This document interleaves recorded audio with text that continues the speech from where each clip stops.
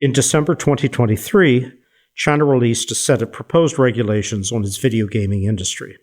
The regulations would have targeted many of the most common monetization features in video games, like daily login rewards, bonuses for first-time users of in-game currencies, and loot boxes, a kind of randomized prize draw that some liken to legalized gambling.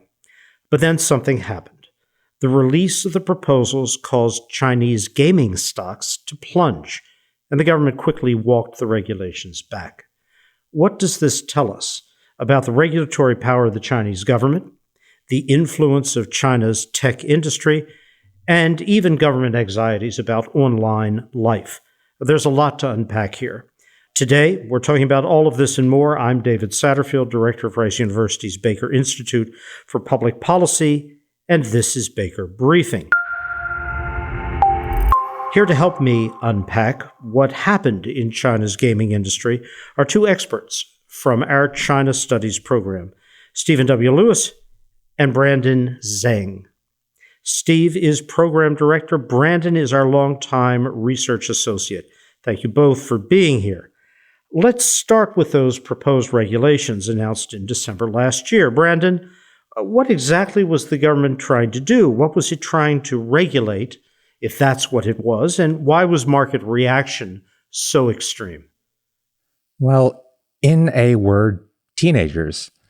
We're talking about video games, a digital entertainment medium that's very popular with younger people. And so among ordinary Chinese people, there are the usual fears that you would expect from something like this. So kids stealing their parents' credit cards to buy stuff in the game, staying up way too late playing video games, gaming instead of studying. And that's one of the root causes of this. With the Chinese government, unlike with democratic governments, they don't have free elections to be able to gauge what the people are thinking.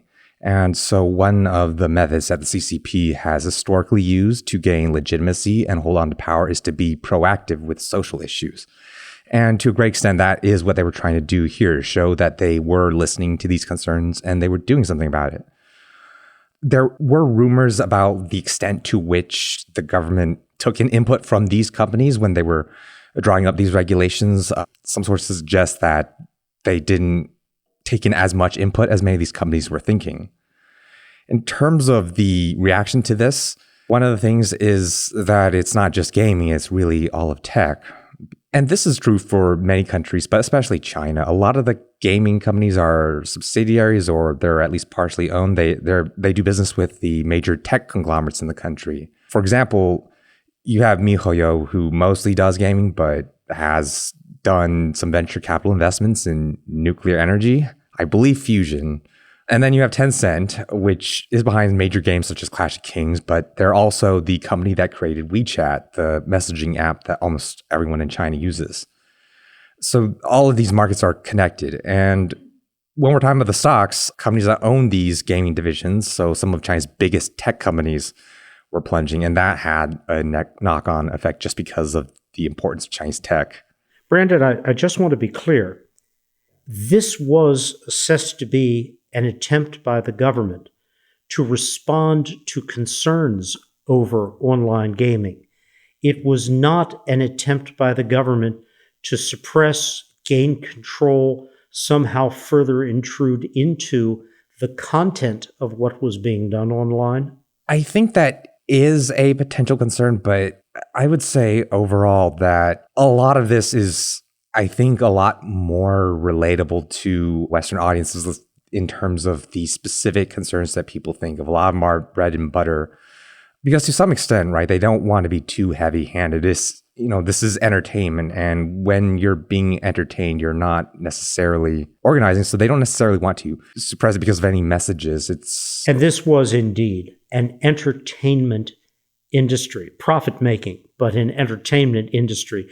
There was no hidden PRC messaging being embedded within or infrastructure intrusion facilitated through the downloading of these games.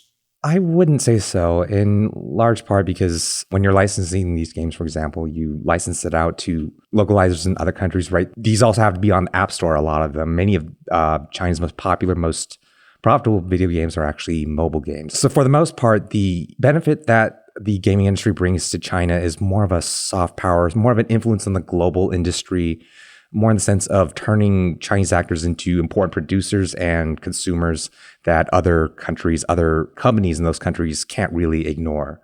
It's very similar to kind of what you're doing in Hollywood. Just give them economic influence on like both sides of the process.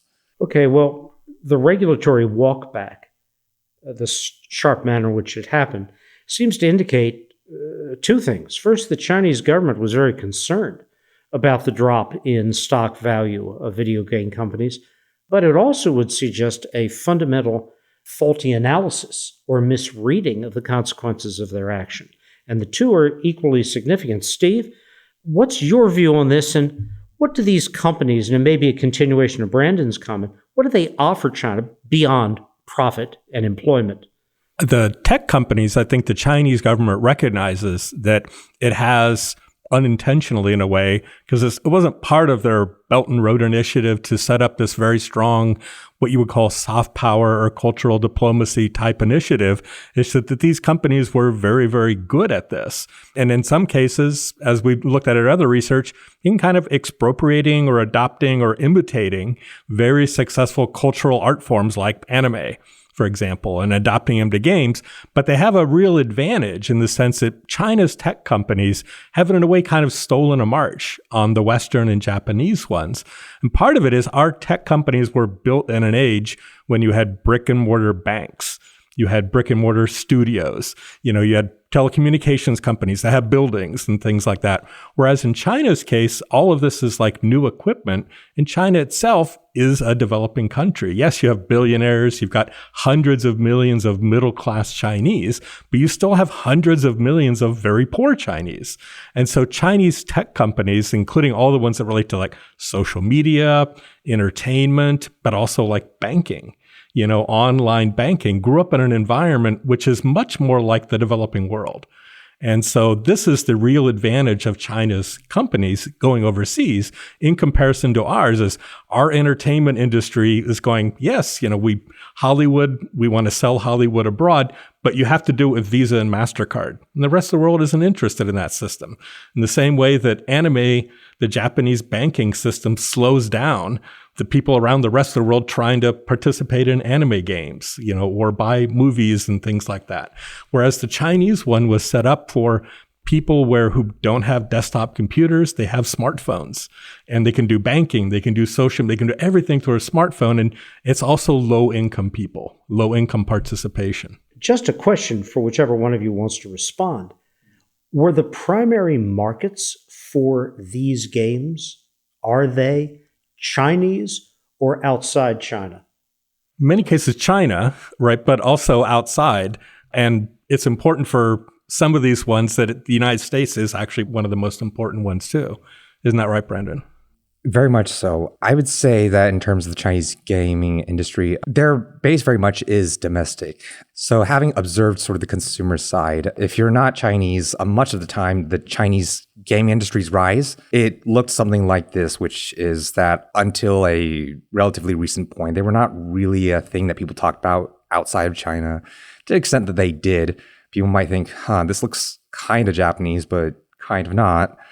And then you started getting a relatively large explosion. I would say that much of that in the consumer's consciousness, so for your average teen, much of that might have been around 2020 or so with the release of Genshin Impact. There were other games from China that were getting noticed before then, but that was one of the big ones. And so the reason for that seemingly sudden explosion is that much of the capital, much of the resources that MiHoYo built up in order to facilitate this international release, that was through them growing themselves in the domestic market. So definitely the domestic consumer base still forms the all-important base. So Steve, what went wrong here?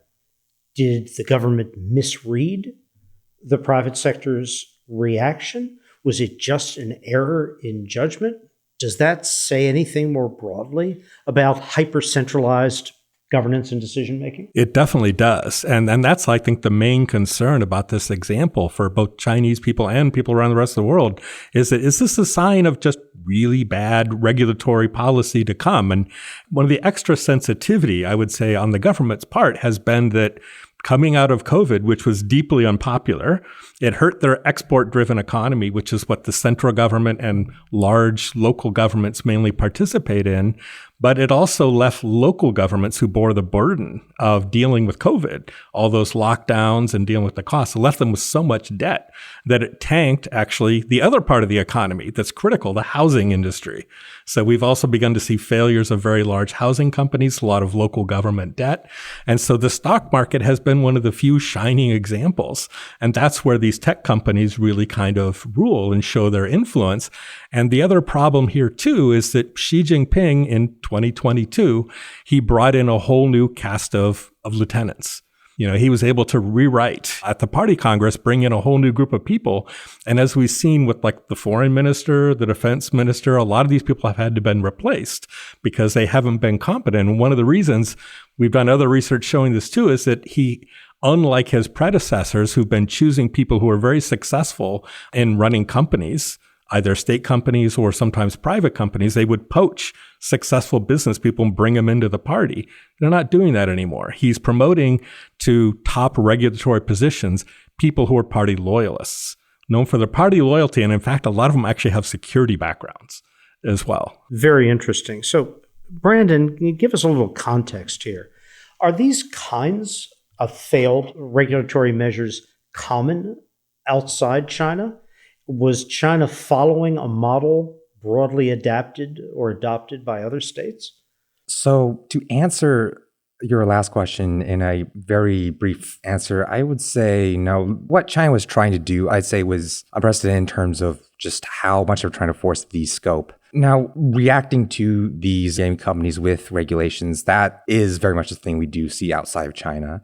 And you might think of more stereotypical types of bans, such as Indonesia, who I believe either last year or 2022 banned Steam completely. So that kind of threw a wrench for a lot of gamers there. And was this based on concerns over monetization? Or that one was just content? morality. That one was just morality. But you also see other examples of companies trying to do something against monetization. So in Europe, for example, Belgium tried to ban the loot box feature as well.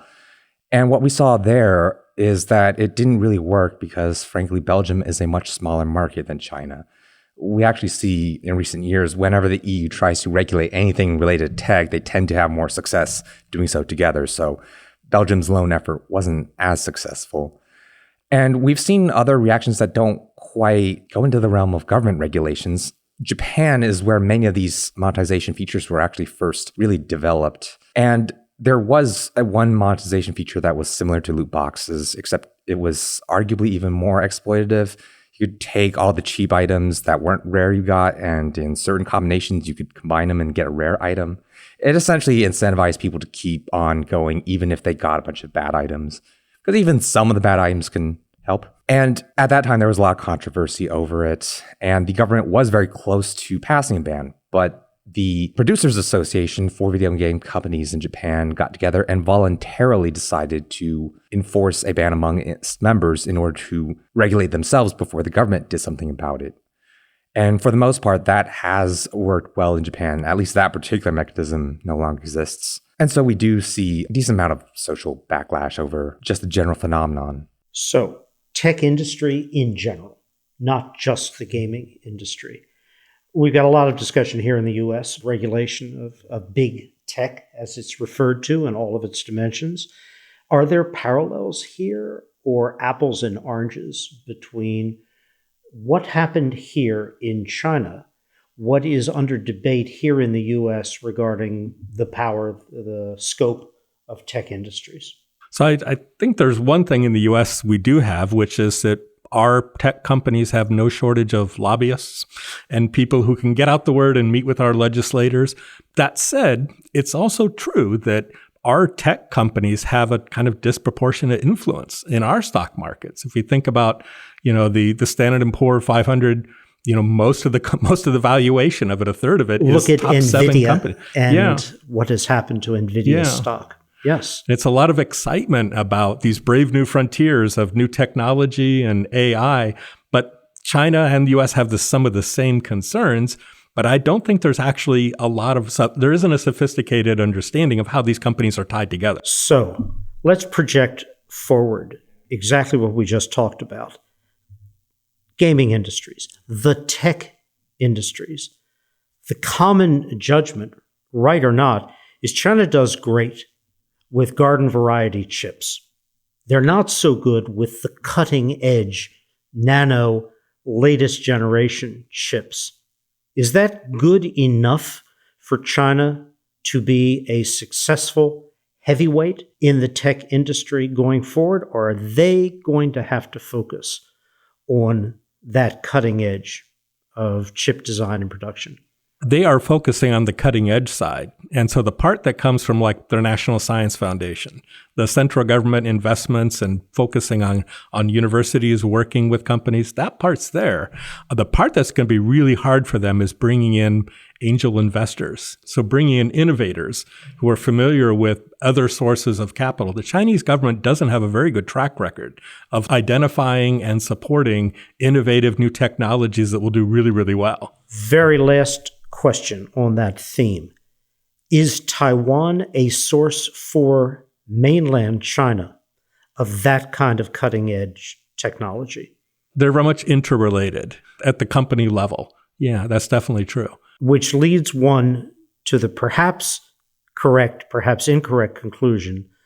A Chinese action which fundamentally disrupted Taiwanese industry economy structure would have a deleterious impact on China's own tech market, industry, and potential to be a world force. I think undoubtedly, especially since the Chinese government, as with this example, has shown a lot of overconfidence in its ability to regulate and to promote and to nurture these very sensitive types of their economy. We'll end on this note, but come back to it in a further discussion. Thank you both for a very good conversation. Baker Briefing is brought to you by the Baker Institute for Public Policy, which provides meaningful, nonpartisan policy analysis on most critical challenges facing Texas, the United States, and the world. Baker Briefing is produced by Victoria Jupp, Shannon Moriarty, and Karina Zamel.